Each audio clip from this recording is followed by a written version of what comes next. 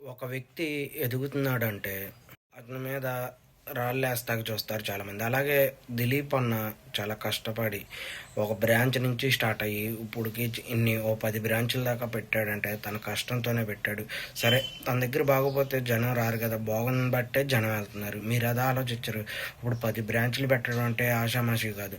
ఒక చిన్న షాప్ నడపటాకే చాలామంది ఎంత ఇబ్బంది పడుతున్నారో మనందరికీ తెలుసు. అలాంటి ఈ పరిస్థితుల్లో దిలీప్ అన్న దగ్గర దగ్గర 10 బ్రాంచులు మంగళగిరి నుంచి స్టార్ట్ అయ్యి ఇప్పుడు వైజాగ్ వరకు వెళ్ళారు.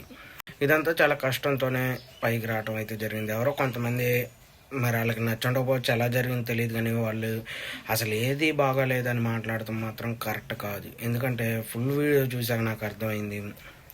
ఆమె అసలు ఒక్కటంటే ఒక్కటి కూడా బాగాలేదు, షాప్ మొత్తం మీద అన్నట్టు మాట్లాడుతుంది. అదైతే 100% రాంగ్ అనే చెప్పాలి.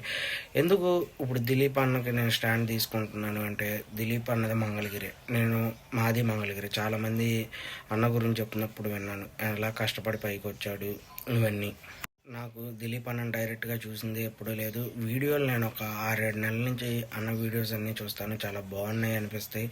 అలాగే మన మంగళగిరి శారీస్ని కూడా చాలా ప్రమోట్ చేయడం అయితే జరుగుతుంది. ఇవన్నీ చాలా మంచిగా చేస్తున్నాడు కాబట్టి దిలీప్ అన్నకి సపోర్ట్గా మాట్లాడదాం, వీడియో చేద్దామని ఇప్పుడు ఈ వీడియో అయితే చేయడం జరుగుతుంది. అంతేగాని నేను ఎప్పుడు అన్నని డైరెక్ట్గా కూడా ఎక్కడ చూడాల. అలా ఒక వ్యక్తిని ఎదుగుతున్నప్పుడు అలా రాళ్ళు వేయటం మాత్రం కరెక్ట్ కాదు అనిపించింది. ఎందుకంటే అతను ఎంత కష్టపడ్డాడో మనకు తెలియదు. ఎంత కష్టపడి ఇప్పుడు ఎంత దూరం వచ్చాడో ఒక్కసారిగా ఎన్నేళ్ల కష్టాన్ని ఒక వీడియోతో పోగొట్టడం అంటే అది కుదరని పని వాళ్ళకి కూడా, అది అన్నకే తెలుసు.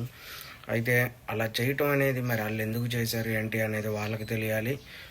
మేమైతే ఎప్పుడు దిలీప్ అన్నకు సపోర్ట్గా నిల్చుంటాం. ఈ వీడియో ఒకవేళ దిలీప్ అన్న చూస్తే కింద కామెంట్ చేయన్న.